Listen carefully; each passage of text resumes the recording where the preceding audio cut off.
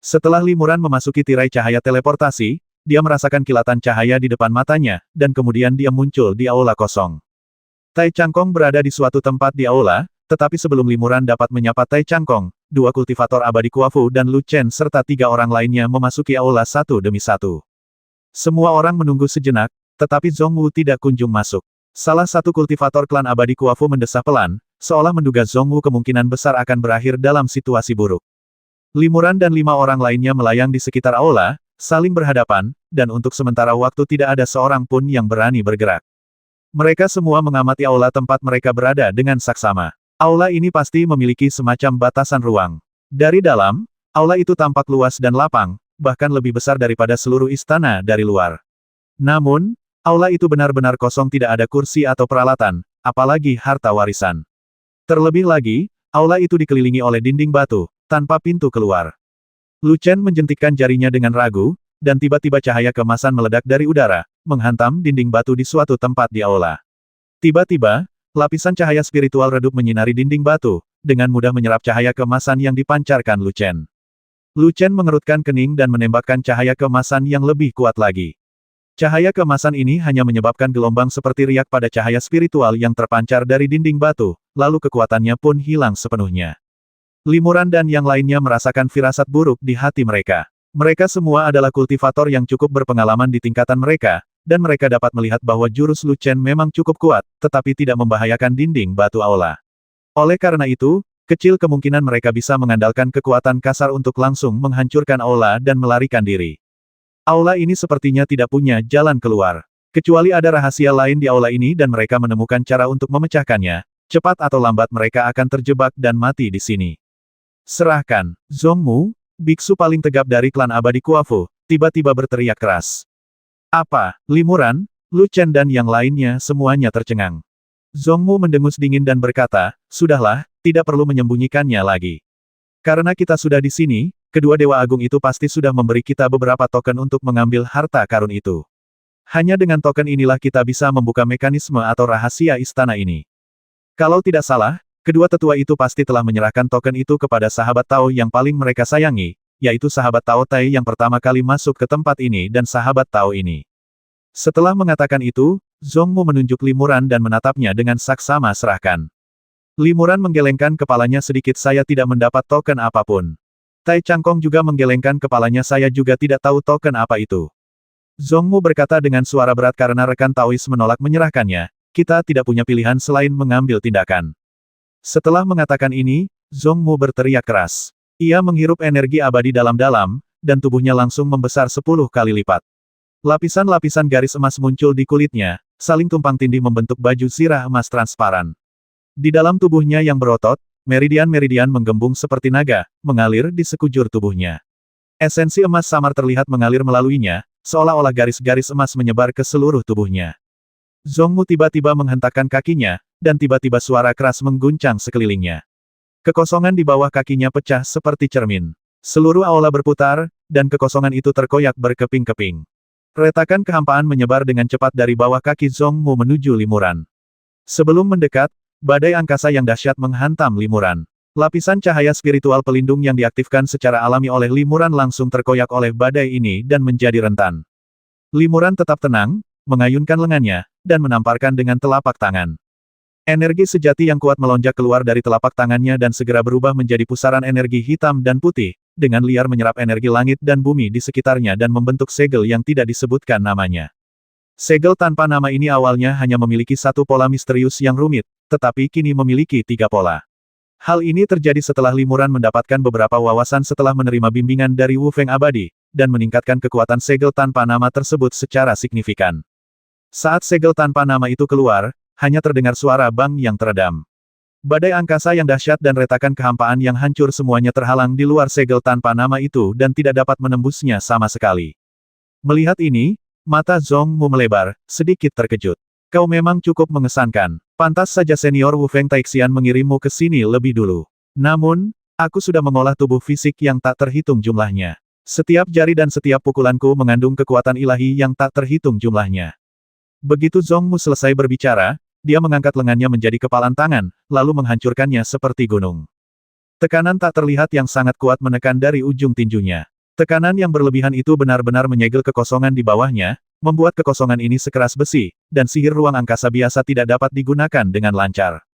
Limuran tetap tidak tergerak sampai tinju itu hendak mengenainya, ketika tiba-tiba sepasang sayap hantu yang indah muncul di punggungnya dan menghilang dalam kilatan cahaya. Boom! Pukulan Zhongmu mendarat di udara, menimbulkan hembusan angin kencang yang menghantam dinding-dinding batu di sekitarnya. Lapisan-lapisan cahaya muncul di dinding-dinding batu, dan butuh beberapa saat untuk sepenuhnya menghilangkan hembusan angin tersebut. Limuran muncul ratusan kaki jauhnya tanpa kerusakan apapun, tetapi Zhongmu terkena kekuatan umpan balik karena serangan kosongnya, dan separuh lengannya mati rasa. Kekuatan magis spasial macam apa ini? Wajah Zhongmu berubah, dan ia terkejut. Kekuatan hukum spasial yang dipahami oleh seorang kultivator setingkat tidak dapat menembus blokade kekuatanku yang besar. Mungkinkah kekuatan magis spasial yang ia gunakan tidak memerlukan energi vital langit dan bumi, melainkan metode kesadaran ilahi murni? Zhongmu sedikit mengernyit. Meskipun kekuatannya yang luar biasa dapat menyegel kekosongan, kekuatannya hanya dapat menyegel fluktuasi energi vital. Untuk saat ini, ia bahkan tidak dapat menyegel kesadaran ilahi sepenuhnya. Jika limuran mahir dalam kesadaran ilahi dan kesadaran ilahinya sangat kuat, ia dapat lolos dari cengkeraman tinjunya dalam sekejap, seperti yang baru saja dilakukannya. Cukup, Tai Changkong tiba-tiba berteriak dingin, rekan Taois Zong, hentikan. Kalau tidak salah, tokennya ada di tanganmu. Apa maksudmu, sahabat kereta api? Mata Zhongmu terbelalak. Apa kau membantu orang luar? Jangan lupa perintah senior Bai Taixian. Kau harus patuhi perintahku. Tai Changkong menggelengkan kepalanya. Sekarang setelah kita memasuki istana, nasib kita bergantung pada kemampuan kita sendiri. Aku, Tai, tidak tertarik diperintah olehmu. Aku hanya menasihatimu untuk tidak membiarkan orang lain memanfaatkanmu, karena kalau tidak salah, token Wu Feng Taixian bukan di tangan rekan Daois Li, melainkan di tangan rekan Daois Lu ini. Setelah mengatakan ini, Tai Changkong menunjuk Lu Chen dan berkata, teman Lu, tolong serahkan tokennya. Hanya ketika kedua token kita digabungkan, kita bisa mengungkap misteri dan menemukan harta warisan. Lu Chen menjawab dengan tenang, bagaimana mungkin rekan Daois Tai begitu yakin bahwa token itu milikku? Dari segi senioritas, rekan Daois Li memasuki kediaman senior Jin Wu Taixian beberapa tahun sebelum aku. Dari segi rasa hormat yang ia miliki, senior Jin Wu Taixian adalah orang pertama yang mengirim rekan Daois Li ke istana ini. Dari sudut pandang manapun, kemungkinan besar rekan Daois Li yang memiliki token itu. Tai Changkong menggelengkan kepalanya dan berkata, rekan Taois Lu, tidak perlu menyembunyikannya. Karena ini adalah situs warisan peninggalan senior naga sejati, untuk membuka segel warisan di sini, Anda tentu membutuhkan harta karun naga sejati. Jika deduksi Tai benar, token yang disebut itu kemungkinan besar adalah darah naga sejati dengan atribut es dan angin. Kedua senior, Wu Feng Taixian dan Bai Taixian, kemungkinan besar masing-masing akan meninggalkan sedikit darah naga sejati dan memberikannya kepada rekan Taois Lu dan Zong untuk membuka segel warisan di sini dan mendapatkan harta warisan. Zhongmu berkata dengan keras, kata-kata teman Tai memang masuk akal, tapi bagaimana kau bisa yakin bahwa dua jenis darah naga asli itu ada pada kita? Mungkin teman Tai mendapatkan token itu dan sengaja mengungkapkannya, agar kita bisa saling membasmi dan meraup keuntungan. Tai Changkong mendengus dingin jika aku berani mengatakannya, tentu saja pasti ada dasarnya. Sambil berbicara, ia mengeluarkan sebuah guci gu berpola naga berkaki 5, berukuran 3 inci, berwarna hitam pekat, dan bertelinga ganda dari lengan bajunya. Setelah membukanya, dua garis cahaya merah darah langsung melesat keluar dan melingkari Tai Changkong. Tai Changkong berkata, ini nyamuk naga, sejenis serangga beracun yang sangat menyukai dan menghisap napas naga asli. Serangga ini dapat mendeteksi siapapun yang memiliki darah naga asli. Bahkan jika darah naga asli tersembunyi di dalam harta karun spasial pribadi, nyamuk naga dapat merasakan dan mendeteksinya dengan bakat istimewanya. Nyamuk naga, wajah Lu Chen sedikit berubah. Ia berkata dengan heran, serangga aneh ini sangat langka dan hampir punah. Aku pernah mendengar senior Wu Feng Taixian mengatakan bahwa bahkan di Istana Abadi Suri, serangga ini sangat langka. Aku tidak menyangka rekan Taois itu benar-benar memiliki serangga langka seperti itu. Tai Changkong mendesah pelan, sejujurnya, alam bawah tempat tinggalku sedang dilanda wabah serangga, dan nyamuk naga ini adalah salah satu serangga aneh yang paling banyak jumlahnya. Nyamuk naga tingkat rendah mudah diatasi, tetapi kawanan nyamuk naga yang besar dan tingkat tinggi adalah sesuatu yang bahkan membuat para kultivator seperti kita di tahap penyeberangan kesengsaraan merasa terintimidasi. Saya mengembangbiakkan kedua nyamuk naga ini untuk menemukan kekurangan dan kelemahan mereka suatu hari nanti. Saya tidak pernah menyangka mereka akan berguna di sini. Sambil berbicara, Tai Changkong melambaikan lengan bajunya ke arah dua nyamuk naga, dan nyamuk naga itu terbang ke segala arah sambil menimbulkan suara dengungan yang tajam. Sesaat kemudian, kedua nyamuk naga mendarat di dekat Zhong Mu dan Lu Chen dan berputar di sekitar mereka. Sekarang setelah semuanya begini, apakah kalian berdua, sesama Taois, masih ingin terus menyembunyikannya? Tanya Tai Changkong dingin, lalu ia mengibaskan lengan bajunya dan menyingkirkan kedua nyamuk naga itu. Zhong Mu tertawa canggung dan berkata, Senior Bai Taixian diam-diam memberiku sebuah botol kecil. Aku ingin tahu apakah botol itu berisi token yang akan membuka segel warisan. Sambil berbicara, Zhong Mu mengeluarkan sebuah botol giok berleher tipis berisi banyak jimat penyegel dari tangannya. Begitu botol itu keluar, hawa dingin menyelimuti sekitarnya, dan banyak embun beku mengembun di udara di sekitar botol. Jelaslah bahwa botol itu berisi setitik darah naga asli dengan atribut es. Lu Chen tetap tenang dan tidak langsung mengakuinya. Rekan Taois Lu, kalau kau menolak menyerahkan token itu, jangan salahkan kami yang datang terburu-buru. Rekan Taois Li, aku yakin kau tidak akan membantu rekan Taois Lu, kan? Tanya Tai Changkong. Tentu saja tidak, kata Limuran dengan tenang, rekan Taois Lu, aku tahu bahwa senior Wu Feng Taixian telah menyelamatkan hidupmu, dan dia semakin percaya padamu. Namun, jika kau tidak menyerahkan token itu sekarang, tak seorang pun dari kita akan bisa mendapatkan harta warisan, juga tak akan bisa meninggalkan tempat ini. Aku mendesakmu untuk memanggil token itu. Kalau tidak, ketika ketiga rekan Taois senior Bai Taixian bergabung untuk menghadapi rekan Taois Lu, aku akan hanya bisa menyaksikan tanpa daya. Wajah Lu Chen menjadi muram setelah mendengar ini. Senior Wu Feng Taixian seharusnya menginstruksikan rekan Daois Li untuk bekerja sama dengan kita dalam mengambil harta karun itu. Bukankah rekan Daois Li mematuhi instruksi senior Wu Feng Taixian? Limuran menggelengkan kepala dan berkata, bagi para kultivator seperti kita, nasib kita ditentukan oleh tangan kita sendiri. Sekalipun kita tidak bisa mengendalikan langit, bagaimana mungkin kita bergantung pada belas kasihan orang lain? Ini satu-satunya kesempatanku untuk lepas dari kendali senior Wu Feng Taixian. Jadi, jika rekan Daois Lu tidak bekerja sama, jangan salahkan aku karena bertindak. Kalau begitu, bahkan jika kau mendapatkan harta warisan itu, kau belum tentu memberikannya kepada senior Wu Feng Taixian. Tanya Lu Chen sambil mengerutkan kening. Limuran tersenyum tipis. Bukan hanya aku khawatir setiap rekan Tao di sini juga berpikir begitu. Mendengar ini, Zhong Mu dan dua kultivator klan abadi Kuafu lainnya diam-diam setuju.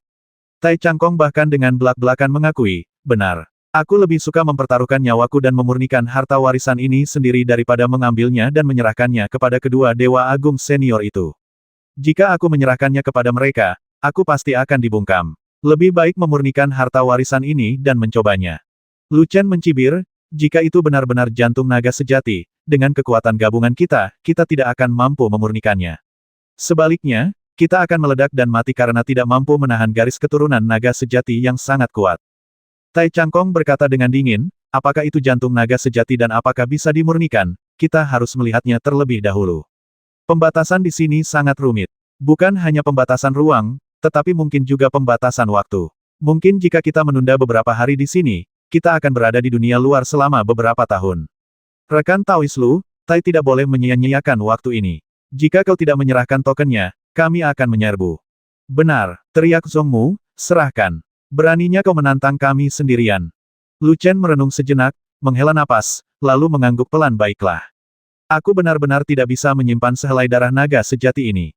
Setelah berbicara, Lu Chen perlahan mengeluarkan botol giok putih berukuran 3 inci dari tangannya.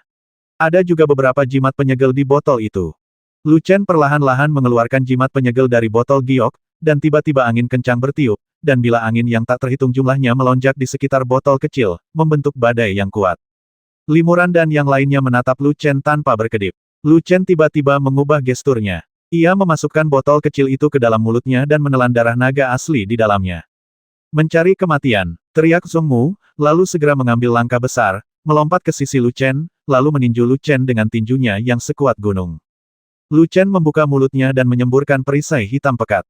Perisai itu berputar 2 kali sebelum mengembang hingga beberapa kaki, menghalanginya. Perisai ini jelas terbuat dari cangkang kura-kura roh. Retakan-retakan cangkangnya masih tersisa, kini dipenuhi zenyuan dan mana yang kuat, berkilauan dengan aura cemerlang, bagaikan rune mendalam yang terukir di permukaannya, menyembunyikan makna yang mendalam. Bang! Dengan suara keras, tinju Zhong Mu menghantam cangkang kura-kura itu dengan keras, meninggalkan 2 penyok sedalam sekitar 1 kaki di dalamnya. Namun, Ada kekuatan lembut namun kuat yang secara bertahap menghilangkan kekuatan besar Zhongmu. Kedua pukulan itu tampak kuat, tetapi berhasil diblok oleh Lu Chen. Bukan hanya itu saja, dua penyok kecil itu benar-benar pulih dengan sendirinya, dan tak lama kemudian perisai tempurung kura-kura kembali ke bentuk semula, seolah-olah tidak ada kerusakan sama sekali. Pada saat ini, Tai Changkong juga menghunus pedangnya, merobek kekosongan dengan satu pedang, dan menebas ke arah Lu Chen. Kerak, dengan suara pelan, pedang itu juga terblokir oleh perisai. Cahaya pedang yang tajam hanya meninggalkan bekas pedang sedalam 3 inci di permukaan perisai, lalu kekuatannya habis dan terserap. Dan setelah beberapa saat, bekas pedang itu lenyap sepenuhnya. Senjata sihir pertahanan yang luar biasa. Limuran dan yang lainnya terkejut. Harta karun Suantian biasa mungkin tidak akan mampu memberikan kekuatan pertahanan yang luar biasa. Kualitas perisai tempurung kura-kura ini mungkin melampaui harta karun Suantian biasa, menjadikannya harta karun Suantian kelas atas. Meskipun terdapat harta karun berkualitas lebih tinggi seperti artefak abadi, harta abadi, artefak surgawi, dan artefak dewa di atas harta karun Suantian, mustahil bagi para kultivator yang belum memasuki aliran abadi untuk benar-benar memanipulasi dan menggunakan harta karun di atas artefak abadi. Oleh karena itu, harta karun Suantian tingkat atas sudah merupakan harta karun terkuat yang dapat digunakan oleh para kultivator di tahap awal kesengsaraan. Zhongle, seorang kultivator kuafu abadi lainnya di samping Zhongmu, berbisik, "Tuan Muda, saya pernah mendengar dari senior Bai Taixian bahwa beliau dan senior Wu Feng Taixian pernah bertemu seekor kura-kura roh yang sedang menjalani kesengsaraan abadi terakhirnya. Namun, mereka membasmi kura-kura malang itu, dan saripati yang tersisa diperoleh Bai Taixian, sementara cangkang kura-kura itu diberikan kepada Wu Feng Taixian. Tuan Muda mampu mengolah tubuh saripati segudang berkat ramuan yang terbuat dari saripati kura-kura roh tersebut. Sekarang tampaknya senior Wu Feng Taixian telah memurnikan cangkang kura-kura menjadi perisai ajaib ini dan memberikannya kepada rekan Daois Lu. Sepertinya senior Wu Feng Taixian benar-benar lebih mempercayai rekan Daois Lu. Meskipun kura-kura roh itu hanya selangkah lagi untuk menjadi dewa sejati saat itu, kemampuan bertahannya begitu kuat sehingga mampu menahan 2 atau 3 serangan gabungan dari para Wu Feng dan Bai Taixian. Sekarang Lu Chen memiliki senjata ajaib yang terbuat dari cangkang kura-kura roh untuk melindunginya. Aku khawatir bahkan dengan kekuatan gabungan beberapa dari kita tidak akan mampu mengalahkannya. Aku ingin tahu apa niatnya menelan darah naga sejati. Mungkinkah ini juga instruksi sebelumnya dari senior Wu Feng Taixian? Zhongle sedang berbicara dengan raut wajah khawatir ketika tiba-tiba Lu Chen menjerit kesakitan lalu berdiri tak bergerak. Zhongmu dan yang lainnya terkejut karena pada saat itu, Lu Chen telah kehilangan seluruh nafasnya dan tampak seperti sudah mati. Ini, Zhongmu terkejut dan ragu. Darah naga telah kehilangan kendali di tubuh Lu Chen, berubah menjadi bila angin yang tak terhitung jumlahnya dan mengalir keluar darinya. Tubuh Lu Chen juga terpotong menjadi kabut darah oleh bila angin yang tak terhitung jumlahnya, dan tubuh serta jiwanya hancur. Sebelum Zhongmu dan yang lainnya menyadari apa yang terjadi, Limuran sudah terbang ke sini dalam sekejap. Ia meraih perisai tempurung kura-kura tanpa pemilik di udara dengan satu tangan. Zhongmu akhirnya tersadar. Ia meraung dan melayangkan pukulan kuat ke arah Limuran. Namun sebelum tinjunya mendarat, Limuran telah lenyap dalam sekejap. Ketika Limuran muncul kembali, ia telah menyingkirkan perisainya dan muncul ratusan kaki jauhnya. Langkah yang brilian. Ternyata rekan Daois Lilah yang membasmi Lu Chen. Puji Tai Changkong lantang. Indra spiritualnya merasakan ada benda tak kasat mata yang terbang keluar dari kabut darah setelah kematian Lu Chen dan dibawa kembali oleh Limuran. Ini Meiya, pikir Tai Changkong dalam hati. Pedang ini adalah pedang suci murni tanpa bentuk, pedang kelas atas yang ia buat sendiri untuk Limuran, jadi ia langsung mengenalinya. Namun, Zhongmu dan Zhongle belum menguasainya. Tai Changkong juga sangat terkejut saat ini aku menempa taring pesona ini dengan tanganku sendiri, tetapi dia mampu melepaskan kekuatan yang begitu mengerikan. Sepertinya kekuatan spiritualnya sangat kuat, jauh melampaui para kultivator setingkatku. Setelah Lu Chen meninggal, darah naga sejati yang dikaitkan dengan angin yang ditelannya tidak lagi terikat oleh kekuatan yang kuat, jadi dia langsung memotong tubuh Lu Chen menjadi beberapa bagian dan melayang bebas ke aula. Limuran dan yang lainnya tidak terburu-buru. Lagi pula, aula itu tak tertembus, dan darah naga itu tidak bisa keluar dengan sendirinya. Zhongmu dan yang lainnya juga mengalihkan perhatian mereka dari darah naga ke Limuran. Metode yang digunakan Limuran untuk membasmi Lu Chen begitu aneh sehingga kedua kultivator abadi Kuafu itu terkejut. Teman Tai, Zhongmu segera berkata kepada Tai Changkong, cara anak ini memang aneh, tapi jika kita bergabung, 3 lawan 1, kita pasti bisa membasminya. Tai Changkong mencibir, baiklah, kalau begitu aku akan menghunus pedangku. Begitu dia selesai berbicara, Tai Changkong tiba-tiba berteriak, menuangkan seluruh energi sejatinya ke dalam pedang, dan menebasnya dengan seluruh kekuatannya. Pedang ini tampaknya menebas ke arah Limuran, tetapi hancur menjadi titik-titik cahaya kecil sekitar 10 kaki di depan Limuran dan energi pedang tajam yang sebenarnya muncul di belakang Zongle di beberapa titik. Zongle terkejut. Ketika ia menyadari kejanggalan itu, sudah terlambat. Meskipun ia mengandalkan bakat fisik yang kuat dari kultivator abadi Kuafu dan memancarkan lapisan cahaya keemasan misterius di tubuhnya untuk melindungi tubuhnya, ia tetap terbelah menjadi dua bagian oleh tebasan pedang Tai Changkong yang tiba-tiba, dan bahkan jiwanya pun langsung hancur dan tak berdaya. Teknik pedang kekacauan, seru Limuran memuji, sahabat tukang kereta, ilmu pedangmu sungguh luar biasa. Di antara para kultivator di tahap awal periode penyeberangan kesengsaraan, mungkin hanya ada satu yang mampu menggunakan teknik pedang kekacauan sehebat dan secanggih ini. Kau, Zongmu terkejut dan marah. Beraninya kau melanggar perintah senior Bai Taixian dan membantu orang luar. Tai Changkong berkata dengan tenang, aku hanya memikirkan nyawaku sendiri. Jika aku benar-benar bekerja sama dengan kalian berdua dan membasmi rekan Daois Li, aku khawatir kalian berdua akan bergabung untuk menghadapiku, menyebabkan aku mengikuti jejak rekan Daois Li. Daripada bertarung satu lawan dua di masa depan, lebih baik aku urus satu sekarang. Otang pembawa sial, Zongmu murka. Ia hendak melampiaskan amarahnya dan membalas dendam pada Tai Changkong, tetapi ia melirik Limuran yang melayang ratusan kaki jauhnya, dan tiba-tiba jantungnya berdebar kencang. Tidak, kalau kita mulai sekarang, mereka berdua pasti akan bergabung. Orang bernama Tai itu ahli pedang dan kekuatannya tidak kalah denganku. Dan anak bernama Li ini juga sangat aneh dan tak terduga. Kalau mereka mulai, aku akan menderita kerugian besar. Zongmu menahan amarahnya. Ia mengangkat botol di tangannya dan berkata, jangan lupa, aku masih punya sedikit darah naga di sini. Limuran berkata dengan dingin, apa pentingnya?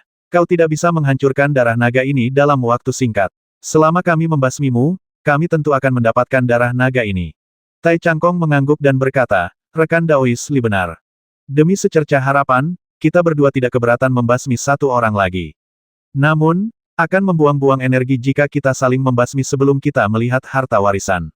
Rekan Daois Song, aku sarankan kau untuk mengorbankan darah naga sejati atribut es dengan jujur. Biarkan darah naga sejati atribut es dan angin menyatu dan lihat apakah kau bisa mengaktifkan segel warisan di sini.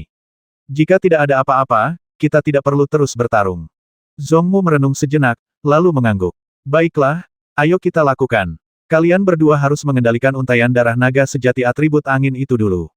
Meskipun untaian darah naga sejati ini berkualitas tinggi, jumlahnya tidak banyak. Seharusnya tidak menjadi masalah bagi kalian berdua, para Taois. Limuran mengangguk pelan. Ia menepukkan kedua telapak tangannya, dan dua pusaran energi vital muncul di masing-masing telapak tangannya. Setelah menyerap energi vital abadi di sekitarnya, pusaran tersebut berubah menjadi dua segel tanpa nama, terbang menuju darah naga sejati yang berelemen angin yang melayang tak tentu arah di udara.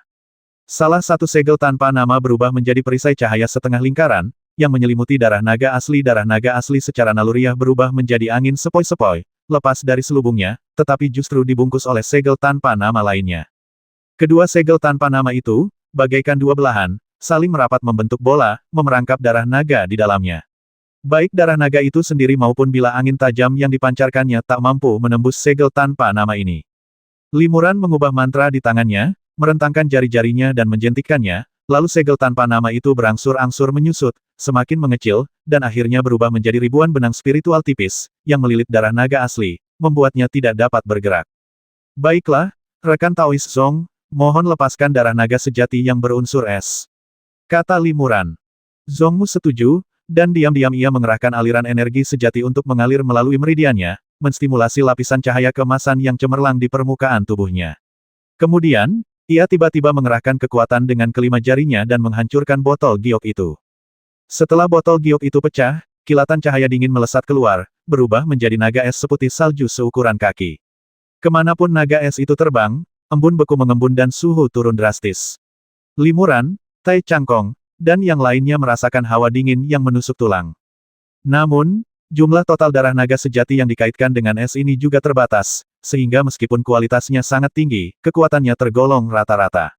Seorang kultivator seperti Tai Changkong hanya perlu menambahkan sedikit esensi sejati ke energi abadi pelindung untuk menahan serbuan udara dingin. Limuran menepuk tangan kirinya dua kali, melepaskan dua segel tanpa nama lagi. Kedua segel tanpa nama ini dengan cepat menjebak darah naga sejati yang memiliki atribut es dengan cara yang sama, mengikatnya menjadi sebuah bola. Limuran mengarahkan jari telunjuknya ke dua gumpalan darah naga. Seberkas cahaya spiritual, yang terbentuk dari untaian energi abadi yang tak terhitung jumlahnya, melesat keluar dari masing-masing ujung jarinya dan mendarat di darah naga, melilit erat kedua gumpalan itu. Ia kemudian merapal mantra, mengarahkan kedua gumpalan darah naga itu dengan kedua jarinya dan perlahan mendekatinya. Awalnya terjadi sedikit tolakan di antara kedua bola darah naga sejati itu, tetapi saat mereka mendekat, angin kencang bercampur embun beku bersiul dan memercik kemana-mana, serta timbul gaya tolak yang kuat, membuat limuran sulit menyatukan mereka. Rekan Taois Li, izinkan aku membantumu. Setelah Tai Changkong berkata demikian, ia mengayunkan pedang di tangannya dan mengarahkannya langsung ke dua bola darah naga asli. Tidak perlu, limuran tersenyum tipis. Ia diam-diam menyalurkan energi sejatinya, dan tiba-tiba lapisan pola dao hitam putih muncul di lengannya. Pola-pola ini menyebar di sepanjang lengan, jari-jari limuran, dan dua aliran energi abadi yang menarik darah naga sejati, mengalir ke dalam dua bola darah naga sejati. Darah naga sejati, yang awalnya berjuang, tiba-tiba menjadi jauh lebih patuh di bawah balutan pola ini, dan daya tolaknya pun sangat berkurang.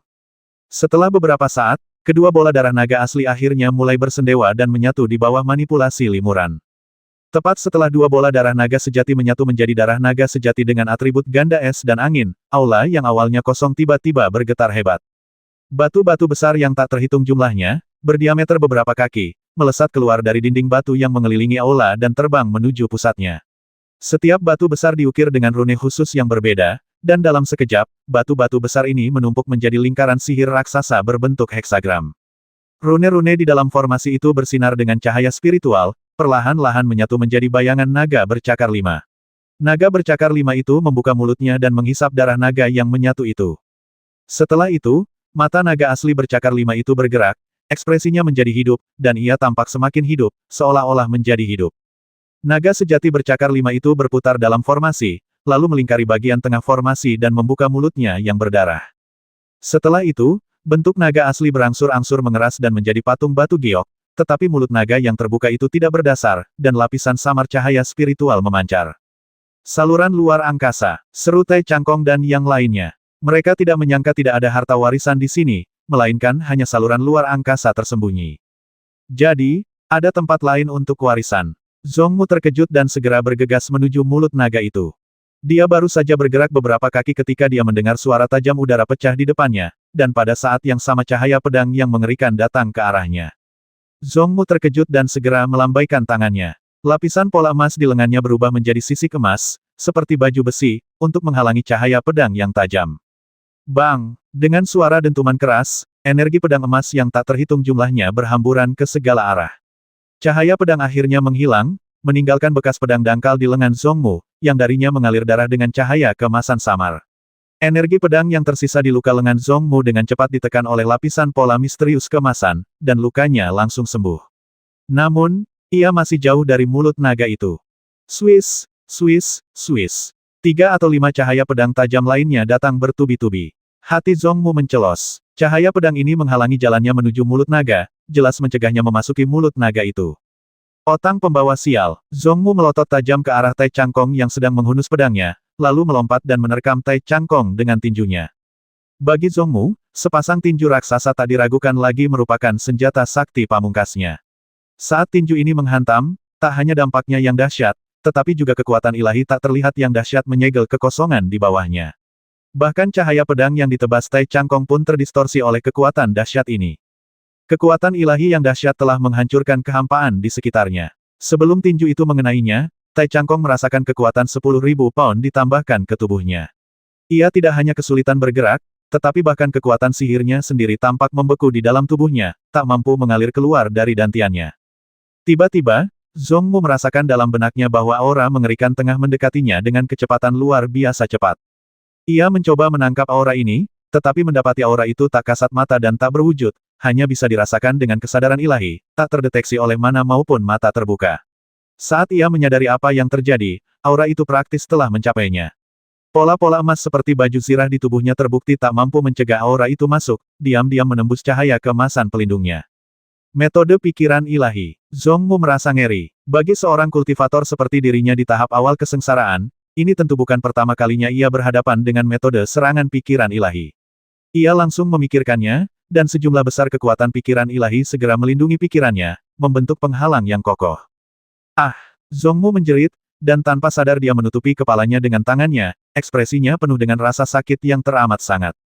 Meskipun dia telah membuat persiapan, serangan spiritual itu menembus penghalang spiritualnya seperti pedang dan langsung masuk ke dalam pikirannya. Rasa sakit ini seakan menusuk otaknya dengan ribuan jarum. Tak hanya itu, kesadarannya pun tersegel dalam benaknya sesaat, dan ia tak bisa bergerak. Tubuh Zhongmu bagaikan sepotong kayu lapuk yang kaku. Pada saat ini, ia kehilangan kendali atas pikiran spiritualnya dan berdiri kaku di udara tanpa bergerak. Cahaya pedang Tai Changkong memanfaatkan kesempatan itu untuk meretak dan menebas Zhongmu, meninggalkan serangkaian bekas pedang di tubuhnya. Ini karena tubuh Zhongmu sungguh luar biasa. Jika ia seorang kultivator kuafu biasa, ia pasti sudah terpotong-potong oleh pedang-pedang ini. Pada saat yang sama, tanaman merambat hijau terbang keluar dari lengan baju limuran, yang kemudian menumbuhkan tanaman merambat hijau yang tak terhitung jumlahnya, yang memanfaatkan ketidakbergerakan Zhongmu untuk melilit erat seluruh tubuhnya. Meiya, kesempatannya telah tiba. Jantung Tai Changkong berdebar kencang, dan tatapan tajam terpancar di matanya. Pedang di tangannya tiba-tiba melesat bagai anak panah di bawah pengaruh energi sejati dan kekuatan sihir, menembus dada Zhongmu. Pada awalnya, pedang itu hanya menembus sedalam 1 inci, tetapi seiring Tai Changkong menggunakan teknik pedang satu demi satu, pedang itu menjadi semakin kuat dan menembus semakin dalam.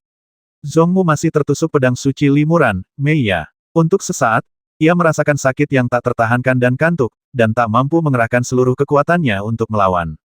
Puff! Dengan kekuatan penuh Tai Changkong, pedang itu akhirnya menembus dada Zhongmu, dan energi pedang yang kuat melonjak di sekitar lukanya, langsung memotong tubuh Zhongmu menjadi kabut berdarah. Hanya sedikit jiwanya yang lolos dari kabut darah, tetapi dengan satu tusukan Meiya, jiwanya lenyap. Limuran dan Tai Changkong menggabungkan kekuatan mereka untuk memusnahkan tubuh dan jiwa Zhongmu. Tai Changkong menyimpan pedangnya dan memuji dengan lantang, taring pesona Dao Youli memang luar biasa. Mustahil untuk bertahan. Limuran juga menyimpan taring pesona dan tanaman merambat kuno langit misterius ilmu pedang sahabat Tai juga sama hebatnya. Zhongmu hanya sedikit kurang tajam, dan tubuhnya dipotong-potong oleh sahabat Tai. Keduanya melayang di udara menghadap mulut naga, 100 kaki jaraknya satu sama lain, tetapi tidak ada satupun dari mereka yang mendekati mulut naga terlebih dahulu. Setelah beberapa saat terdiam, Tai Changkong menghela napas dan berkata, "Rekan Taois Li, kau dan aku sama-sama telah melihat bahwa lorong ruang angkasa di mulut naga ini hanya bisa digunakan sekali. Dengan kata lain, hanya satu dari kita yang bisa memasuki lorong ruang angkasa itu." Benar, Li Muran mengangguk. Kalau kita tetap di sini, bahkan kalau akhirnya lolos, kita takkan bisa lepas dari cengkeraman Wu Feng Taixian dan yang lainnya. Kemungkinan besar kita akan mati di tangan mereka. Kalau kita bisa masuk ke kanal ruang angkasa, kita mungkin masih punya kesempatan untuk pergi dari sini, lepas dari kendali Wu Feng Taixian dan yang lainnya, dan tetap punya secercah harapan. Artinya, hanya satu dari kita yang bisa selamat. Wajah Tai Changkong menjadi gelap dan raut wajahnya berubah serius. Ia perlahan mengangkat pedang di tangannya dan mengarahkannya ke arah Limuran. Limuran sedikit mengernyit, tetapi tidak ada ekspresi terkejut di wajahnya. Sejak Long Kau muncul, dia sudah menduga hasil ini. Sepertinya akan ada pertarungan antara kau dan aku hari ini, kata Limuran ringan. Limuran mengangguk setelah pertarungan ini, siapapun yang menang atau kalah, ini masalah hidup dan mati bagi kita berdua. Teman-teman kereta api, silakan katakan apapun yang kalian mau. Tai Changkong berkata, ini adalah kisah yang kudengar dari seorang manusia tua ketika aku pertama kali memasuki dunia kultivasi abadi. Manusia tua ini, di masa mudanya, adalah seorang jenderal yang bertempur secara ekstensif. Jenderal ini memiliki seekor kuda perang yang menemaninya dalam kampanye selama bertahun-tahun. Kuda itu sangat memahami sifat manusia dan telah menyelamatkan nyawanya berkali-kali. Namun, suatu ketika, pasukan sang jenderal dikepung musuh. Meskipun sang jenderal menunggangi kuda perangnya untuk membebaskan diri, ia berhasil melarikan diri ke padang pasir. Setelah kehabisan makanan dan air, baik sang jenderal maupun kuda perangnya tidak dapat melarikan diri dari padang pasir. Demi menyelamatkan nyawanya, sang jenderal harus dengan susah payah membantai kuda perangnya, meminum darahnya, dan memakan dagingnya. Akhirnya, ia berhasil lolos dari gurun dan hidup selama beberapa dekade lagi. Tai Changkong terdiam sejenak, lalu melanjutkan, dilema yang dihadapi Tai dan rekan Daois Li hari ini sangat mirip dengan yang dihadapi sang jenderal. Sang jenderal dan kuda perangnya bukan hanya tidak menyimpan dendam satu sama lain, tetapi justru saling berterima kasih. Namun, demi menyelamatkan nyawanya, ia harus membasmi kuda perang itu. Hal yang sama berlaku untuk Tai. Tai memegang harapan semua makhluk hidup di dunia ini, dan ia tidak berani menyerahkan nyawanya begitu saja. Jadi, apapun yang terjadi, Tai akan berusaha sekuat tenaga untuk bertahan hidup. Jadi, dalam pertempuran berikutnya, Tai tidak akan menunjukkan belas kasihan. Limuran mengangguk pelan. Saya mengerti perasaan teman-teman kereta api saya, dan saya tidak akan menunjukkan belas kasihan. Oke, Tai Changkong mengangguk penuh semangat. Siapa jenderalnya dan siapa kuda perangnya? Semua tergantung kemampuan mereka. Namun, masih ada satu keinginanku yang belum terpenuhi. Jika aku mati di tangan rekan Daois Li hari ini, aku tidak akan mengeluh. Aku hanya berharap rekan Daois Li, demi persahabatan kita, akan menyelesaikan misiku untuk menyelamatkan alam bawah. Aku sudah mencatat beberapa informasi tentang alam bawah itu di lempengan giok ini. Terimalah, rekan Daois Li. Sambil berbicara, Tai Changkong melemparkan sekeping giok kepada Limuran. Limuran meraihnya dengan kelima jarinya dan memasukkannya ke dalam lengan bajunya. Masalah ini cukup sulit. Aku hanya bisa berjanji untuk melakukan yang terbaik, kata Limuran sambil mengerutkan kening. Tai Changkong tertawa getir, kata-kata rekan Daois Li sudah cukup. Manusia berencana, dewa yang menentukan. Setelah bertahun-tahun berkelana, aku sudah melihatnya. Jika aku tidak mampu membalikkan keadaan di alam bawah, itu juga kehendak dewa. Aku hanya bisa menyalahkan penduduk alam itu karena tidak bernasib abadi. Tai Changkong murung sejenak, lalu bertanya kepada Limuran, kalau kamu punya keinginan, tolong beri tahu aku. Kalau aku menang, aku akan berusaha semampuku untuk memenuhi keinginanmu. Limuran menggelengkan kepalanya dan berkata dengan serius, tidak perlu. Tidak perlu. Tai Changkong tertegun. Mungkinkah rekan Daois Li tidak punya keinginan yang belum terpenuhi? Limuran menggelengkan kepalanya lagi. Bukan begitu. Malahan, aku masih punya banyak hal penting yang harus dilakukan dan banyak keinginan yang harus dipenuhi. Lalu mengapa rekan Daois Li tidak mau menceritakannya? Tanya Tai Changkong ragu. Limuran berkata perlahan, karena aku tidak akan kalah. Tai Changkong tercengang. Rekan Daois Li sangat percaya diri. Memang, pedang suci rekan Daois Li, Charming Fang, sulit dipahami dan dijaga. Namun, pedang ini ditempa olehku sendiri. Orang lain mungkin akan ceroboh dan tidak mampu membela diri, tetapi aku tidak akan membiarkan rekan Daois Li mendapatkannya begitu saja. Adapun pedang-pedang rekan Daois Li lainnya dan tanaman rambat kuno Suantian ini, meskipun semuanya adalah harta Suantian, kualitasnya mungkin tidak lebih tinggi dari pedang kelahiran Tai. Aku juga mampu menghadapinya, kecuali rekan Daois Li memiliki harta lain yang lebih kuat. Limuran menggelengkan kepalanya. Aku tidak berencana mengorbankan harta lainnya, Charming Fang ini saja sudah cukup. Hanya mengandalkan Charming Fang. Tai Changkong skeptis. Belum lagi aku sudah siap untuk ini. Bahkan jika rekan Daois Li berhasil melakukan serangan diam-diam, aku yakin aku bisa mengatasinya. Ini karena kekuatan spiritualku dianggap kuat di antara para kultivator setingkat. Meskipun tidak sekuat rekan Daois Li, itu lebih dari cukup untuk melindungi diriku sendiri. Baiklah, Limuran mengangguk pelan. Kalau begitu, Tuan Tidau, silakan ambil pedang ini. Setelah mengatakan itu, Limuran menutup matanya sedikit, tetapi cahaya putih keluar dari antara alisnya. Cahaya putih itu terbenam di suatu tempat di depan Limuran. Awalnya, tempat ini tampak kosong, tetapi di bawah pantulan cahaya putih ini, bayangan pedang pendek muncul. Itu adalah Meiya. Setelah menyerap cahaya putih, taring pesona bersinar sebentar sebelum menghilang. Namun, Tai Changkong tidak terkejut. Bagi seorang kultivator tingkat tinggi, pedang itu lenyap begitu saja dari pandangan, tetapi indera keilahiannya merasakannya dengan jelas. Tai Changkong diam-diam menyalurkan kekuatan sucinya, dan seberkas cahaya putih melesat dari antara alisnya, merasuk ke dalam pedang kelahiran di tangannya dan menciptakan lingkaran cahaya putih susu di sekelilingnya. Tai Changkong memegang pedang itu secara horizontal di hadapannya, siap sepenuhnya. Pergi, teriak Limuran pelan, dan gigi jimat itu langsung menembus kehampaan. Sesaat kemudian, tiba-tiba menembus kehampaan lagi dan muncul di belakang Tai Changkong. Meskipun Tai Changkong sudah waspada penuh, ia masih terkejut dengan kemunculan Meiya yang tiba-tiba di belakangnya. Untungnya, pedang kelahirannya juga cukup kuat. Dengan satu pikiran, pedang itu menghilang dalam sekejap, dan sesaat kemudian muncul di belakangnya, menghalangi Meiya. Swiss. Dengan suara pelan, Meiya menembus lingkaran cahaya putih susu itu, namun sebelum menembus tubuh Tai Changkong, lingkaran cahaya itu terdorong mundur oleh energi pedang yang bercampur dengan kekuatan suci. Ekspresi Tai Changkong sedikit mengendur. Cam Fang milik teman Li biasa saja. Dalam pertempuran ini, aku mungkin punya peluang untuk menang. Limuran tidak menjawab, tetapi saat berikutnya, mantranya tiba-tiba berubah. Limuran mengerahkan seluruh kekuatannya untuk membangkitkan energi sejati dan kekuatan magis yang luar biasa dahsyat. Sejumlah besar energi sejati menyembur keluar dari dantiannya, yang membuat aura Limuran menjadi jauh lebih ganas dalam sekejap. Jantung Tai Changkong berdebar kencang. Energi sejati dan kekuatan magis yang dilepaskan begitu banyak sekaligus pastilah semacam sihir yang dahsyat. Tentu saja, ia harus menghadapinya dengan sekuat tenaga. Namun, setelah energi sejati dan kekuatan sihir ini dikorbankan, mereka semua lenyap dalam kehampaan, tanpa meninggalkan sedikit pun fluktuasi energi vital. Bagaimana mungkin? Tai Changkong terkejut sebenarnya. Tai Changkong tahu betul bahwa vitalitas sebesar itu tidak mungkin hilang, melainkan diserap sepenuhnya oleh Mei Ya dalam sekejap, dan juga diubah menjadi kekuatan kesadaran ilahi. Kekuatan kesadaran ilahi yang terkandung dalam Mei Ya meningkat beberapa kali lipat dalam sekejap. Mei Ya kembali menusukkan pedangnya. Kali ini, pedang itu benar-benar menghancurkan pertahanan kesadaran ilahi Tai Changkong dan menembus pikirannya. Ah! Tai Changkong merasakan sakit yang tajam menjalar ke seluruh tubuhnya, dan pikirannya seakan terpaku di dalam, tak bisa bergerak. Tubuhnya juga tak bergerak. Setelah kehilangan kendali atas pikiran spiritualnya, kekuatan magisnya mengalir begitu saja secara naluriah melalui meridiannya. Tentu saja, kekuatan magis itu tidak dapat membentuk kekuatan magis yang kuat. Pada saat ini, Li Muran telah menggunakan gigi ajaibnya untuk memaku Tai Changkong, mengendalikannya sepenuhnya. Hati Tai Changkong mencelos. Ia tahu betul bahwa jika Li Muran ingin membasmi jiwanya dengan jurus sebelumnya, hal itu tidak akan sulit dilakukan.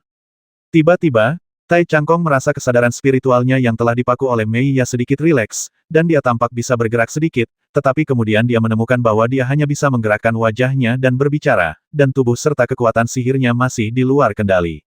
Li Muran berkata maaf, saya harus memasuki saluran luar angkasa ini sendirian. Apakah ada hal lain yang ingin Anda sampaikan kepada saya, teman kereta api? Tai Changkong mendesah pelan dan berkata, memang benar aku kalah darinya dalam hal keterampilan, dan aku yakin.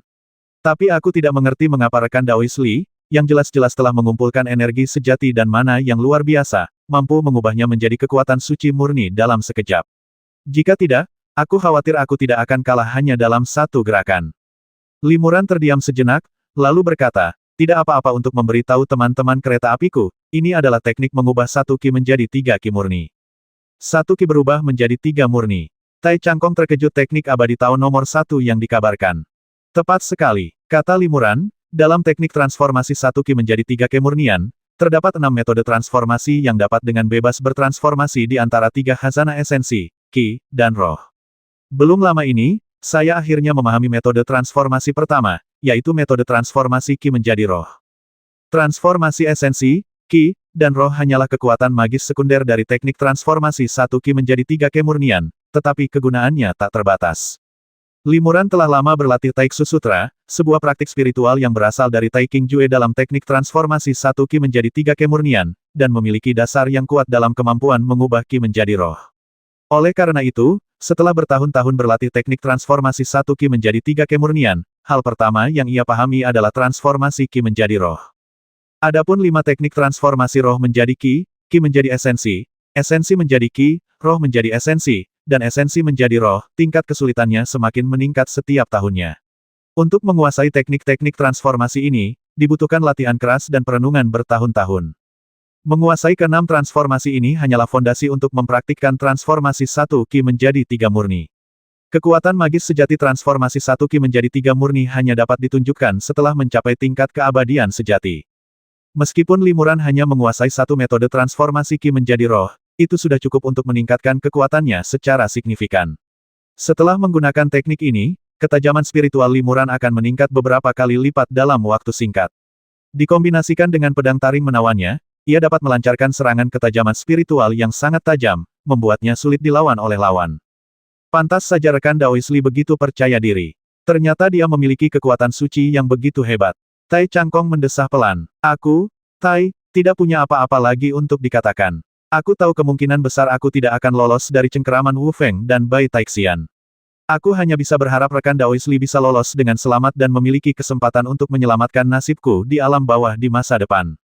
Kalau begitu, aku permisi dulu. Li Muran membungkuk lalu muncul di dekat mulut naga itu. Li Muran melambaikan tangannya, dan taring pesona berubah menjadi seberkas cahaya putih dan ditarik kembali. Namun, sisa kekuatan kesadaran ilahi masih mengendalikan pikiran Tai Changkong, membuatnya tak bisa bergerak untuk sementara waktu. Sayangnya kita tidak akan bertemu lagi, kata Tai Changkong sambil tersenyum kecut. Hati-hati, rekan Daois Li. Hati-hati, Li Muran mengangguk, lalu dengan tegas menyelam ke dalam mulut naga itu. Sesaat kemudian, suara gemuruh guntur yang keras terdengar dari mulut naga.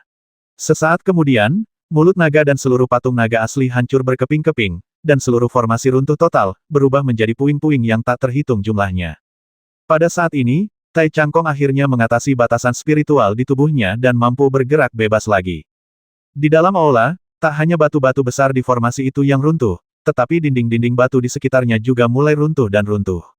Hanya dalam waktu setengah batang dupa, seluruh aula runtuh, dan batasan ruang dan waktu di sini pun tak lagi berlaku. Tai Changkong terbang keluar dari rerun dewa aula utama dan segera menemui Wu Feng Taixian dan Bai Taixian yang tampak cemas. Wu Feng Taixian bertepuk tangan, dan seketika, energi surgawi yang dahsyat berubah menjadi kabut hitam pekat, menyelimuti Tai Changkong. Tai Changkong merasakan daya hisap yang kuat menyapunya, dan tanpa sadar ia terbawa oleh kabut hitam menuju Wu Feng Taixian. Namun, tepat saat ia tersapu beberapa kaki jauhnya oleh kabut hitam, Bai Taixian segera bertindak. Ia mengangkat tangannya, dan cahaya warna-warni yang menyilaukan berputar keluar, mengunci kabut hitam dan Tai Changkong di udara. Tai Changkong tidak dapat bergerak di udara, seolah-olah dia adalah harta karun yang tidak dapat bergerak sendiri, sehingga memungkinkan kedua dewa abadi itu bertarung untuknya. Kalian berdua, para senior, tidak perlu bertengkar. Kata Tai Changkong lantang, tidak ada harta warisan sama sekali di sini. Wu Feng Taixian dan dua orang lainnya tercengang, tetapi mereka tidak berhenti bertarung. Wu Feng Taixian bertanya, di mana anak bermarga Li itu? Meskipun aku tidak bisa merasakan keberadaannya, batasan yang kuberikan padanya masih berlaku, yang berarti dia belum mati. Bagaimana mungkin dia menghilang di istana? Tai Changkong menjawab dengan tenang, setelah aku bangun dari koma, aku hanya melihat aula utama istana yang hancur. Aku tidak tahu apa-apa lagi. Kalian berdua, silakan basmi aku atau potong aku, semuanya terserah kalian. Sejak aku jatuh ke tangan kalian, aku tidak pernah menyangka kalian akan mengampuni nyawaku. Setelah limuran memasuki mulut naga, dia langsung tersapu oleh sinar cahaya dan tanpa sadar terbang menuju kedalaman lorong kehampaan. Setelah terbang dalam jangka waktu yang tidak diketahui, limuran tiba-tiba merasakan dingin yang menggigit, kemudian matanya berbinar, dan dia muncul di istana es. Segala sesuatu di sini tertutup es tebal. Tidak ada jalan keluar di semua sisi. Hanya ada seekor ulat sutra raksasa yang membeku di dalam balok es, dengan mulut hitamnya yang besar terbuka, tanpa dasar. Ulat sutra pemakan langit. Hati limuran tergerak, dan sekilas ia mengenali asal-usul ulat sutra ini. Namun, ukuran ulat sutra ini mengejutkannya.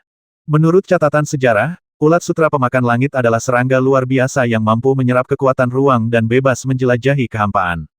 Semakin tinggi kualitas ulat sutra pemakan langit, semakin besar pertumbuhannya, dan semakin kuat kekuatan spasial yang dapat diserapnya. Secara umum, ulat sutra pemakan langit tingkat atas dapat mencapai tahap penyeberangan kesengsaraan, dengan panjang tubuh mencapai 100 kaki. Mereka bahkan dapat menyerap kekuatan alam interdimensional, bebas menjelajahi berbagai alam, seperti alam roh dan alam ibel. Ulat sutra pemakan langit beku di depan limuran jelas berukuran lebih dari 3000 meter, dan tak terlihat ujungnya. Kekuatan antarmuka yang dikomunikasikannya mungkin bisa menjangkau antarmuka yang lebih besar. Entah kenapa, ulat sutra pemakan ruang ini membeku di sini, tetapi mulutnya terbuka. Jelas bahwa sang master yang membangun istana es di sini ingin menggunakan kemampuan ulat sutra pemakan ruang untuk melahap kekuatan antarmuka demi mengatur jalur selanjutnya menuju suatu tempat. Limuran bertepuk tangan, melepaskan kekuatan dahsyat yang berubah menjadi telapak tangan raksasa yang menghantam es di sekitarnya dengan keras dan menimbulkan bunyi bang.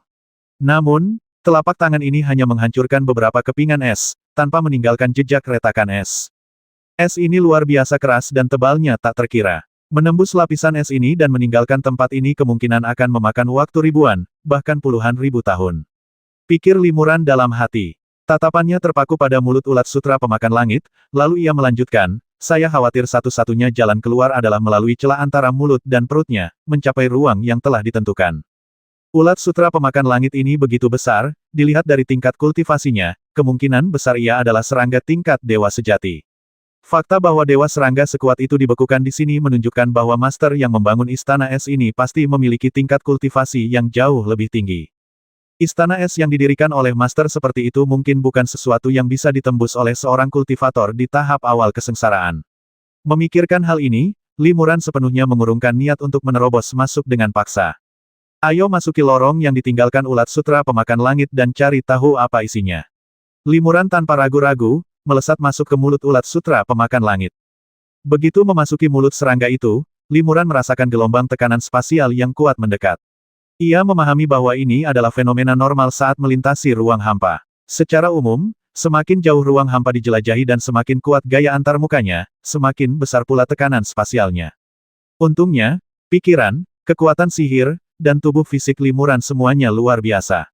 Ia hampir tidak dapat menahan lapisan tekanan spasial dengan merespons dengan seluruh kekuatannya. Tiba-tiba, tekanan spasial yang luar biasa kuat melonjak. Dalam sekejap, Limuran merasa jantungnya berdebar kencang, matanya menggelap, lalu ia kehilangan kesadaran.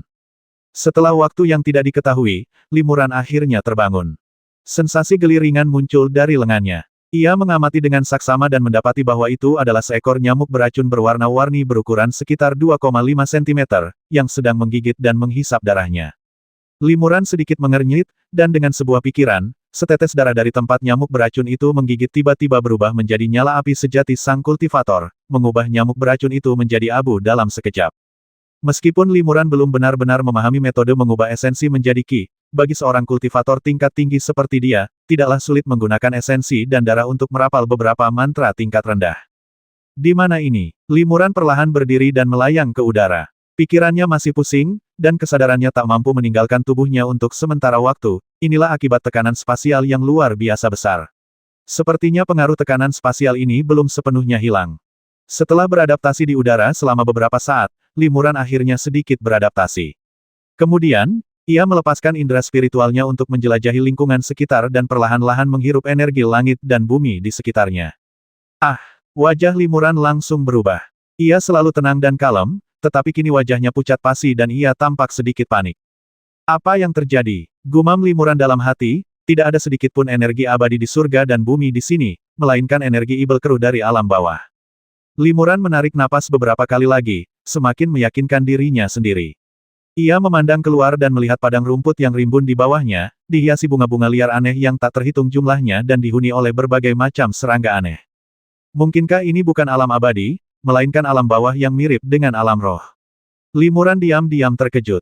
Bertahun-tahun yang lalu, ia akhirnya naik dari alam bawah ke alam abadi, tetapi sekarang, bahkan sebelum ia mencapai keabadian, tanpa selamat dari satupun kesengsaraan abadi, ia terdampar di alam bawah lagi. Ia tidak ingin mengulangi kesalahan yang sama dan mengalami kenaikan yang mengancam jiwa itu lagi. Limuran berpikir dalam hati, energi spiritual dan ibel di sini bercampur, tetapi dibandingkan dengan alam spiritual dan ibel tempatku dulu, kepadatan kedua energi ini tidak lebih lemah, jadi pasti ada kultivator tingkat tinggi. Selama kita menemukan kultivator tingkat tinggi, kita bisa menentukan tempat ini. Limuran terbang di udara, kecepatannya semakin cepat. Ia hampir yakin bahwa ini bukanlah dunia peri, melainkan alam bawah yang mirip dengan dunia roh. Dengan tingkat kultivasinya saat ini di tahap awal kesengsaraan, ia jelas merupakan eksistensi tingkat atas di alam bawah, jadi ia tidak terlalu khawatir menghadapi bahaya yang mengerikan. Ia terbang melintasi jarak lebih dari 100.000 mil dalam satu tarikan napas. Sepanjang perjalanan, Limuran melepaskan indera kedewaannya untuk menjelajahi sekelilingnya. Indera kedewaannya begitu kuat sehingga mencakup seluruh area dalam radius puluhan ribu mil.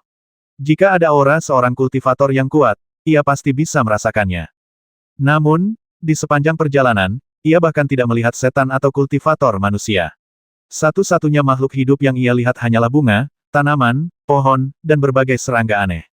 Di antara mereka, terdapat beberapa serangga langka berkualitas tinggi, yang menunjukkan potensi besar untuk budidaya dan pemurnian Gu. Namun, Limuran tidak berencana untuk tinggal lama di dunia ini, juga tidak punya waktu untuk membudidayakan serangga langka ini dari awal, jadi ia tidak mencoba menjinakkannya. Bahkan jika seekor serangga langka akan dibawa ke dunia abadi, ia harus dipelihara sejak usia muda dan diakui oleh tuannya. Serangga langka yang dijinakkan sementara akan kesulitan mengikuti tuannya ke dunia abadi. Pantas saja batasan istana hanya mengizinkan masuk bagi para kultivator di tahap awal kesengsaraan abadi, yang belum melewati kesengsaraan abadi. Ternyata istana itu memiliki jalan menuju alam bawah. Limuran tiba-tiba menyadari hal ini. Alam abadi dan alam bawah dipisahkan oleh penghalang tebal. Naik dari alam bawah ke alam abadi tidaklah mudah, dan perjalanan dari alam abadi ke alam bawah juga membutuhkan penghalang yang kuat. Hal ini terutama berlaku bagi para kultivator yang telah melampaui kesengsaraan abadi dan memasuki aliran abadi, yang telah memiliki aura unik alam abadi. Bagi para kultivator seperti itu, perjalanan dari alam abadi ke alam bawah akan membutuhkan penembusan penghalang yang kuat antara makhluk abadi dan manusia biasa, sehingga sangat sulit. Namun, kultivator seperti Limuran, yang belum melampaui kesengsaraan abadi dan, pada hakikat, belum memasuki aliran abadi dan belum menjadi kultivator alam abadi sejati, tidak perlu menembus penghalang antara makhluk abadi dan manusia biasa ketika turun ke alam bawah, sehingga perjalanan mereka menjadi jauh lebih mudah. Baik itu batasan istana maupun pengaktifan jalan menuju alam bawah, keduanya membutuhkan darah naga sejati. Ini berarti kultivator yang menciptakan metode ini kemungkinan besar adalah seorang kultivator naga. Mengapa kultivator naga ini membuat lorong yang memungkinkan kultivator lain memasuki alam bawah ini? Apa tujuannya? Apakah ada rahasia lain yang tersembunyi di alam bawah ini? Limuran memiliki banyak keraguan dalam benaknya, tetapi yang membuatnya merasa lega adalah meskipun ia secara misterius datang ke dunia yang tidak dikenalnya, ia akhirnya berhasil lolos dari kendali Wu Feng Taixian dan yang lainnya. Adapun batasan yang ditinggalkan Wu Feng Taixian di tubuhnya, sangat kuat dan ia tidak dapat mematahkannya.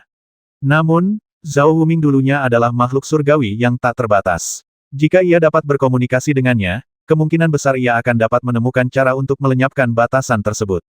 Pada saat ini, karena kekuatan batas antara dunia bawah dan dunia peri, bahkan jika Wu Feng Taixian sangat kuat, dia tidak akan dapat mengaktifkan pembatasan di batas tersebut, dan akan sulit untuk menentukan lokasi limuran dalam jangka waktu tertentu.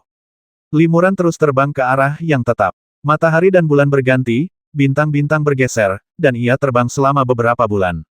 Dengan kecepatan terbangnya, ia terbang puluhan juta mil dalam bulan-bulan tersebut, tetapi ia tetap tidak melihat seorang pun kultivator di jalurnya. Limuran semakin terkejut. Mungkinkah alam bawah ini tempat yang sunyi dan tandus tanpa kehidupan manusia? Selain serangga-serangga aneh, apakah tidak ada apapun di sana? Menurut catatan klasik yang ia lihat di dunia peri, dunia bawah yang sunyi seperti itu memang ada, dan jumlahnya cukup banyak.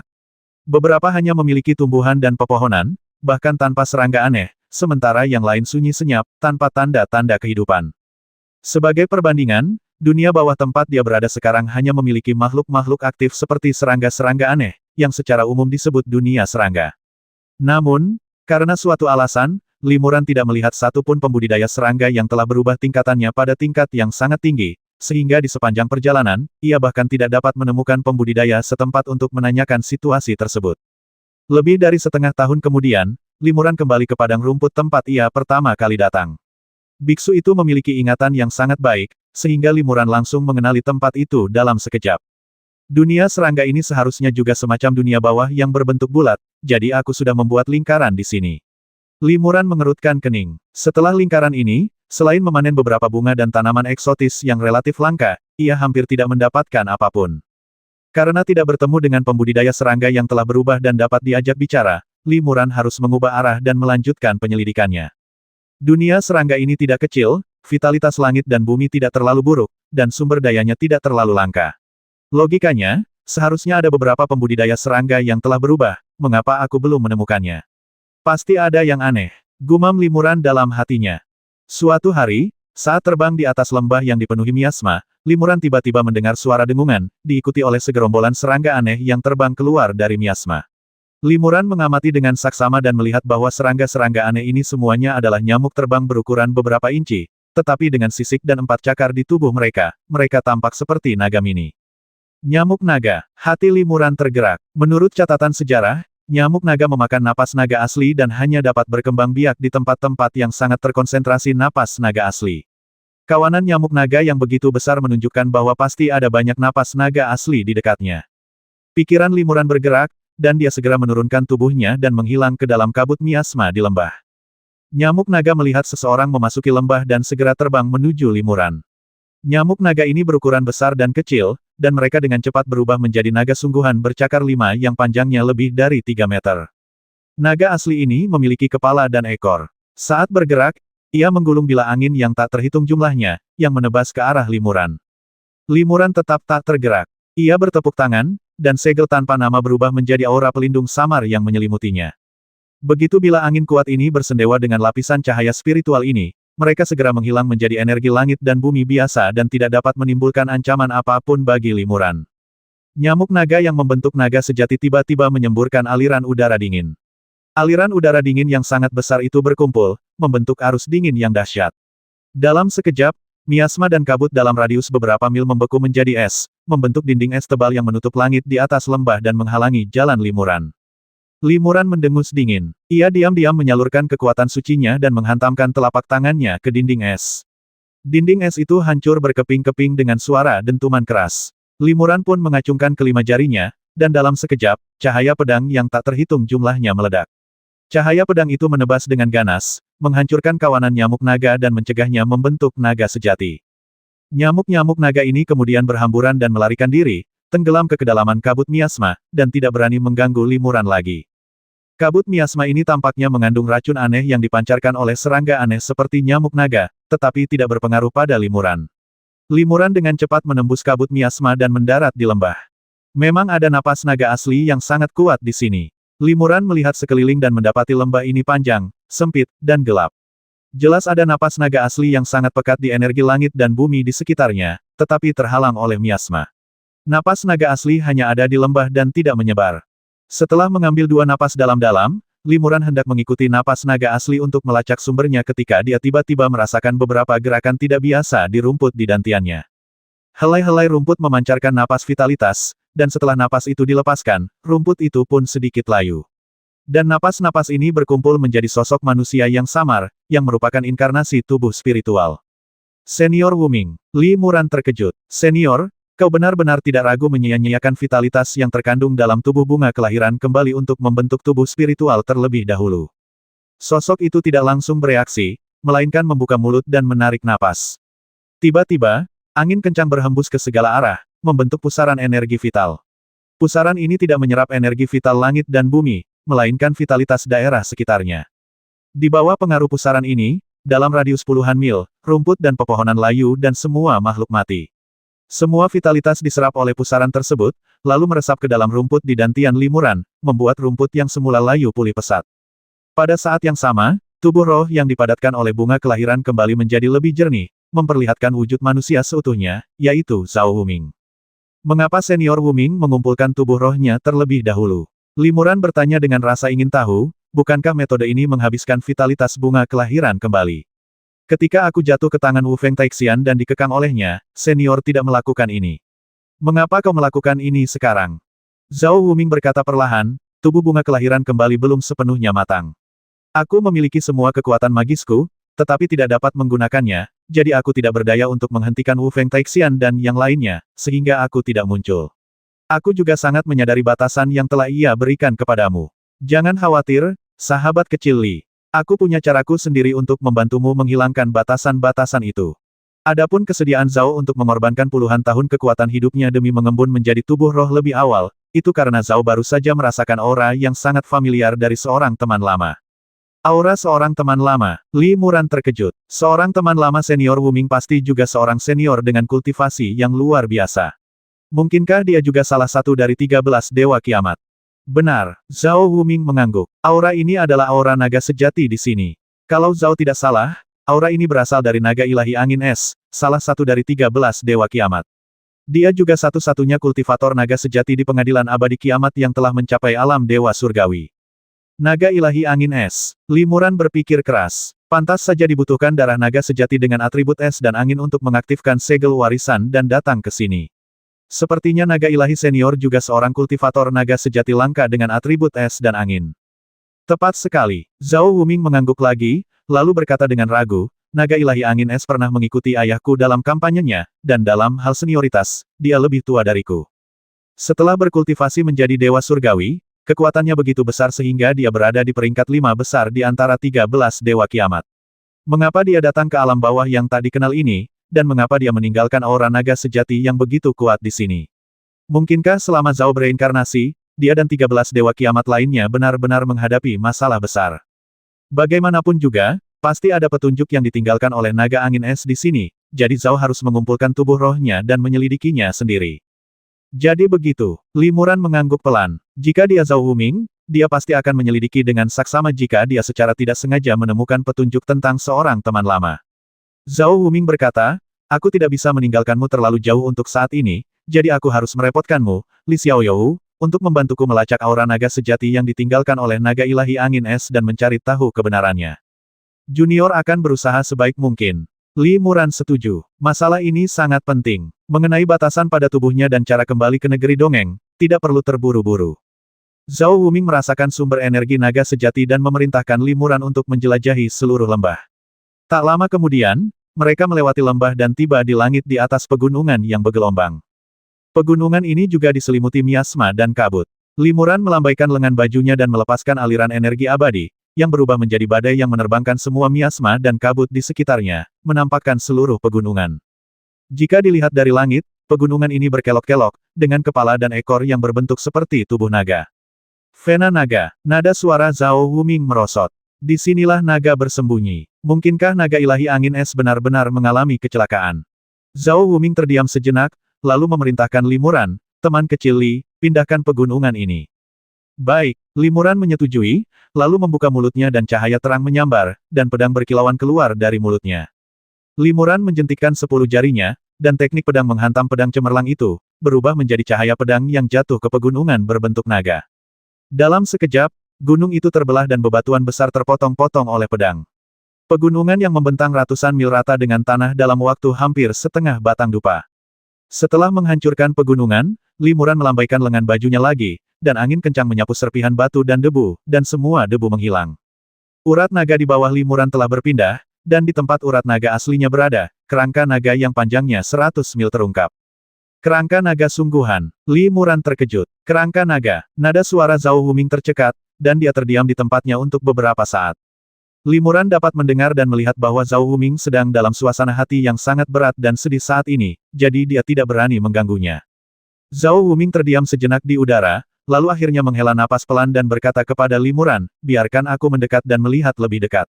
Baik, terimalah belasungkawa saya, senior. Limuran setuju, lalu tubuhnya mendarat dan berhenti di dekat kepala naga dari kerangka naga itu. Roh Zhao Wuming perlahan terbang ke kepala naga dan dengan lembut menyentuh kerangka raksasa itu. Meskipun tubuh rohnya tidak dapat menyentuh kerangka itu, Limuran melihat bahwa ketika telapak tangan Zhao Wuming mendekati kerangka naga itu, ia tak kuasa menahan duka di hatinya dan bahkan meneteskan air mata.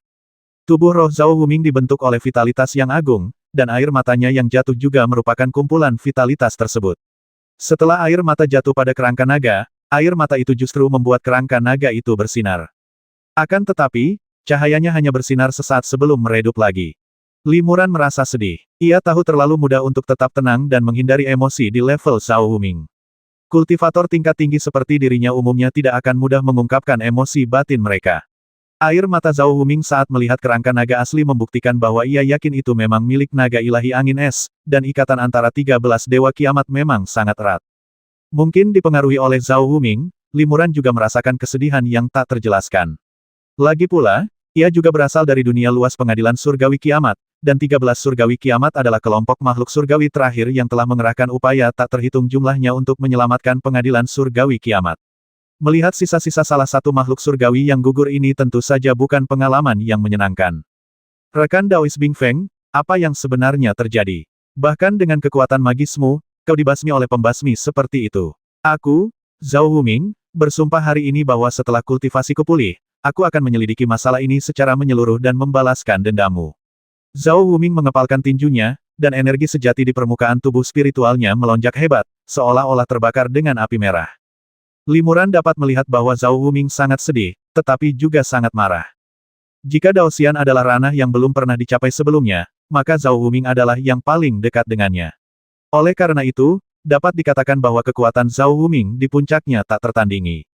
Jika ia membalas dendam, itu akan cukup untuk mengguncang seluruh alam semesta, mungkin menyiapkan panggung untuk perang surgawi besar yang akan menentukan nasib istana abadi yang tak terhitung jumlahnya. Limuran tengah asyik berpikir ketika Zhao Wuming tiba-tiba berkata, sahabat kecil Li, apakah maksudmu rekan Daois Bing Feng sengaja membuat batasan untuk menuntunmu ke alam bawah ini? Benar sekali. Limuran mengangguk, lalu menceritakan secara singkat pengalamannya datang ke dunia bawah ini. Zhao Wuming merenung setelah mendengar ini dan berkata, jadi, rekan Daois Bing Feng sudah terluka parah saat itu dan tahu bahwa ia ditakdirkan untuk mati, jadi ia sengaja meninggalkan segel warisan dengan harapan seseorang akan menemukan tulangnya. Naga pada dasarnya sombong, dan Daois Bing Feng ini selalu lebih sombong dan angkuh lagi. Selain ayahku, dia tidak pernah menganggap serius kultivator kuat lainnya. Mengapa dia sengaja membiarkan dirinya terlihat sampai lusa? Kecuali, dia memiliki beberapa harta penting yang tertinggal yang harus diwariskan ke generasi mendatang. Pada saat ini, Zhao Wuming tiba-tiba menunjuk kepala naga itu dan berkata, teman kecil Li, mulut naga itu tertutup rapat. Bisakah kau coba membukanya? Ya, Limuran setuju. Ia mengulurkan jarinya dengan ragu, dan cahaya pedang melesat keluar, mengenai gigi-gigi naga yang tertutup rapat itu. Tepat saat cahaya pedang hendak memotong gigi naga itu, lapisan cahaya dingin tiba-tiba muncul di permukaan gigi naga itu, membekukan cahaya pedang dan menghancurkannya berkeping-keping seperti serpihan es. Memang ada segel di sini, dan segelnya cukup kuat, kata Limuran kaget. Ini segel artefak dewa, kata Zhao Huming perlahan, menekankan setiap katanya. Sebelum kematiannya, rekan Daois Bing Feng menggunakan sisa kekuatan naga sejatinya untuk menyegel segel ini.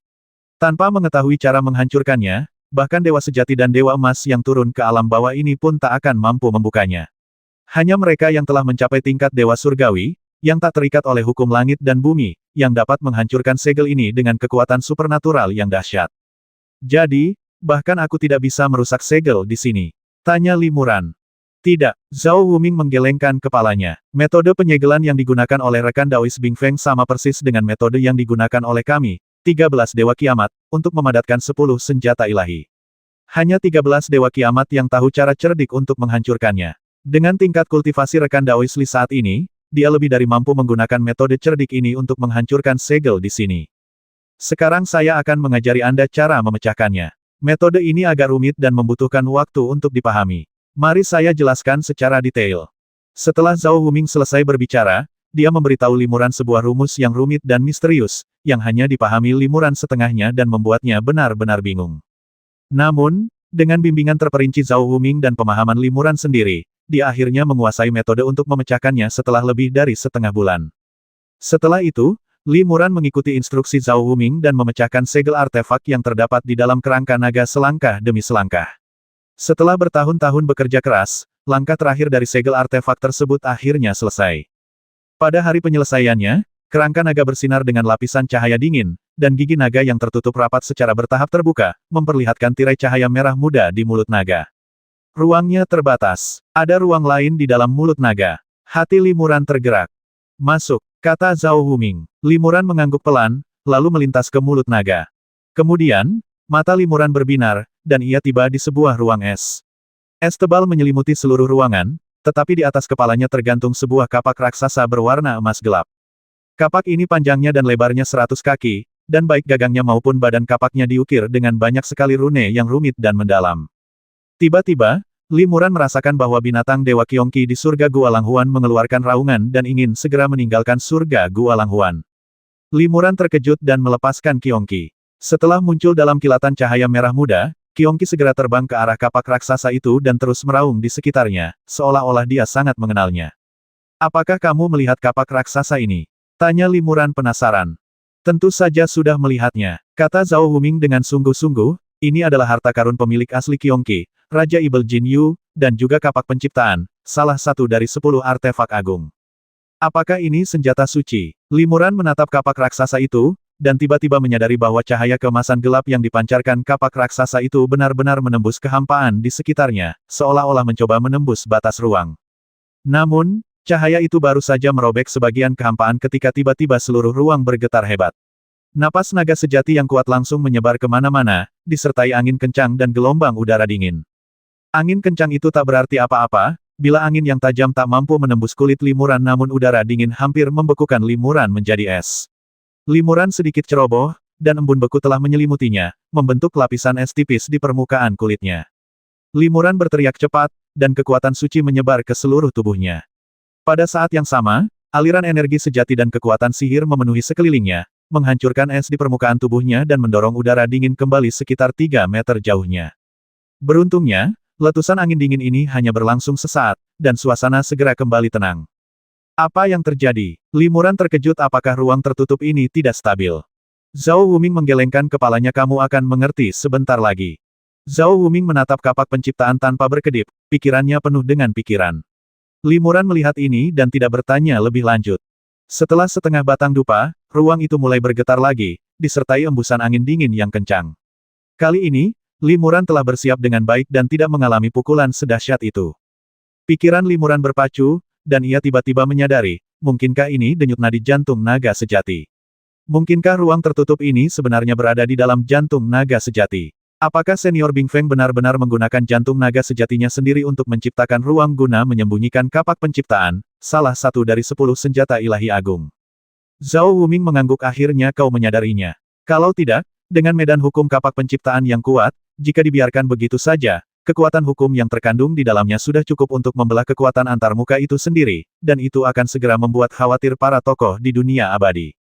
Pada saat itu, artefak ini akan jatuh ke tangan para penguasa dunia abadi lainnya.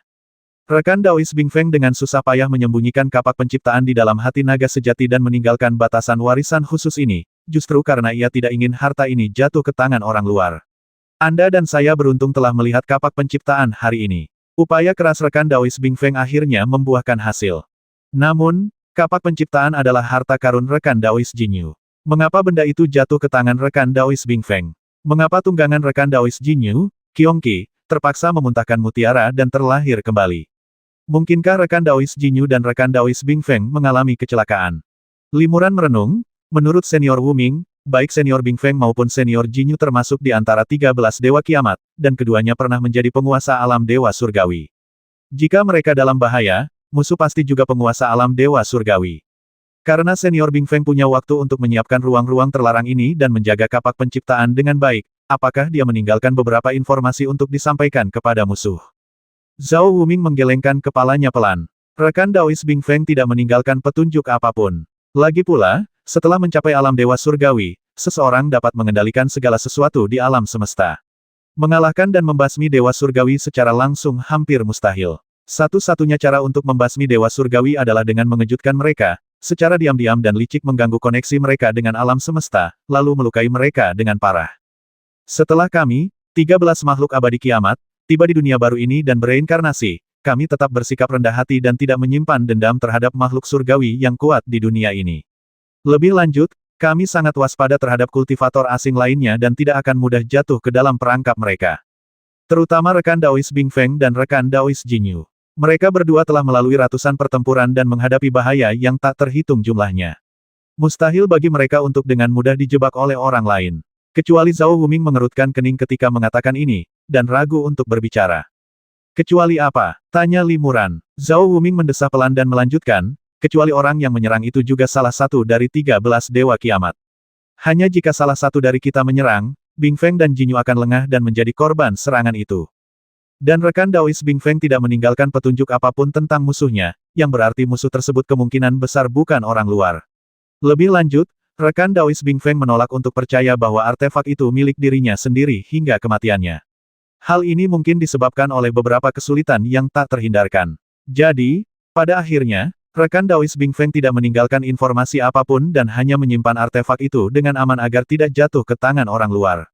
Sayangnya, semua ini terjadi saat Zhao bereinkarnasi. Zhao hanya bisa menyimpulkan sebagian kecil dari apa yang terjadi, tapi tidak keseluruhan ceritanya. Saya khawatir kita baru akan tahu apa yang sebenarnya terjadi setelah rekan Daois Bing Feng bereinkarnasi dan menceritakan kebenarannya secara langsung. Reinkarnasi senior Bing Feng. Limuran terkejut ketika mendengarnya apakah ini benar-benar mungkin.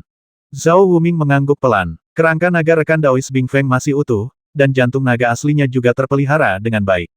Tentu saja, dia memiliki kemungkinan untuk bereinkarnasi. Hidup dan mati mungkin sulit bagi kultivator sepertimu yang belum mencapai alam abadi surgawi. Namun, selama kau berkultivasi hingga alam abadi surgawi, hidup dan mati hanyalah salah satu hukum langit dan bumi, dan kau juga bisa mengendalikannya. Namun, untuk membangkitkan rekan Daois Bing Feng, hal itu hanya mungkin dilakukan setelah kau berkultivasi hingga mencapai alam dewa surgawi, atau setelah tubuh roh bunga kelahiran kembali Zhao berkembang dan pulih sepenuhnya. Aku mengerti. Limuran berpikir jika junior ini berkultivasi ke alam abadi surgawi, apakah dia juga bisa menghidupkan kembali roh cermin? Gampang. Zhao Wuming mengangguk. Limuran sangat gembira. Meskipun alam abadi surgawi memang di luar jangkauannya, Zhao Wuming pernah menjadi seorang abadi surgawi. Dengan bimbingannya, ditambah dengan teknik Wuming Jue, ia dapat memahami dao agung langit dan bumi dan maju ke alam abadi surgawi. Tampaknya ada secercah harapan. Masih terlalu dini untuk memikirkan tentang maju ke alam abadi. Hal yang paling mendesak adalah menemukan cara untuk kembali ke negeri dongeng. Kata Limuran. Zhao Wuming berkata, yang ada di hadapanmu adalah kapak penciptaan, salah satu dari 10 senjata suci agung. Kapak ini memiliki kekuatan untuk menciptakan dunia. Belum lagi membuka jalan menuju alam abadi, bahkan membelah alam abadi menjadi dua pun mungkin saja. Selama kau menggunakan kekuatan kapak penciptaan sedikit saja, kau dapat dengan mudah membelah kekuatan penghalang alam abadi dan kembali ke alam abadi. Namun, jika kau melakukan ini, para tokoh besar alam abadi mungkin juga menyadari ketidaknormalan kekuatan penghalang tersebut, mengungkap keberadaan kapak penciptaan, dan menyia-nyiakan semua upaya telaten rekan Daois Bing Feng untuk menyembunyikan kapak penciptaan dengan hati naga sejati. Oleh karena itu, sebaiknya kau mengandalkan kemampuanmu sendiri untuk mengatasi kesengsaraan dan kembali meraih keabadian. Dan kali ini, kau memiliki energi para dewa abadi sebagai pemandumu, dan kau memiliki energi abadi yang kuat dalam tubuhmu. Selain itu, kau telah mempraktikkan 3 dewa murni selama puluhan tahun, sehingga kesulitan untuk melampaui kesengsaraan dan menjadi abadi akan sangat berkurang. Limuran mengerutkan kening. Seharusnya tidak sulit untuk melampaui kesengsaraan dan mencapai keabadian dengan kekuatan sendiri. Tapi, apakah kau menyadari, senior, bahwa dunia serangga ini sangat istimewa? Aku sudah berada di tahap awal melampaui kesengsaraan, tetapi ketika aku merapal mantra, aku sama sekali tidak tertolak oleh hukum dunia ini. Untuk mengatasi situasi ini, aku khawatir aku perlu meningkatkan kultivasiku di dunia serangga ini. Dengan kata lain, aku perlu terus berkultivasi di sini selama bertahun-tahun untuk sepenuhnya melenyapkan aura asing dalam diriku. Hanya dengan begitu aku akan memiliki kesempatan untuk mendorong hukum langit dan bumi untuk menolakku dan melampaui kesengsaraan dan mencapai keabadian. Apapun yang kulakukan, itu akan membutuhkan setidaknya ratusan tahun latihan keras. Zhao Wuming mengangguk pelan. Memang sulit untuk naik ke alam serangga ini. Meskipun kultivator tingkat tinggi memiliki rentang hidup yang hampir tak terbatas, sebenarnya tidak perlu membuang ratusan atau bahkan ribuan tahun kultivasi yang sulit di sini. Terlebih lagi, pertumbuhan bunga kelahiran kembali tidak akan berhenti selama ini. Jika kau terus menderita kesengsaraan surgawi dan kultivasimu mandek, itu akan sangat berbahaya. Namun, kalian tidak harus naik dari dunia cacing ini. Sebagai gantinya, kalian bisa menggunakan lubang cacing untuk pergi ke alam bawah terdekat, lalu memilih salah satu yang paling cocok dari alam bawah tersebut untuk naik. Lubang cacing. Limuran berpikir sejenak senior, apakah Anda sedang membicarakan titik lemah penghalang spasial? Saat saya menjelajahi lembah ini, saya kebetulan menemukan kemungkinan lubang cacing di dekat lembah. Zhao Wuming mengangguk. Aku sudah lama menemukan lubang cacing itu. Sebenarnya, keberadaan lubang cacing di sini sama sekali tidak mengejutkan. Lagi pula, artefak suci seperti kapak penciptaan tersembunyi di sini. Bahkan dengan perlindungan hati naga sejati, tak terelakkan bahwa sedikit kekuatan hukum penciptaan akan terlepas dan memengaruhi ruang di sekitarnya. Seiring waktu, pengaruh kekuatan ini akan melemahkan kekuatan antar muka di dekatnya, secara bertahap membentuk lubang cacing spasial. Meskipun dunia serangga ini tidak terlalu luas, sumber dayanya melimpah, jadi seharusnya ada pembudidaya serangga yang telah ditransformasi. Alasan mengapa kita tidak bisa menemukan pembudidaya serangga yang telah ditransformasi di dunia serangga ini mungkin karena semua pembudidaya serangga yang telah ditransformasi di sini telah melewati lubang cacing dan pergi ke alam lain yang lebih rendah. Karena naik dari alam lain yang lebih rendah mungkin lebih mudah. 1300.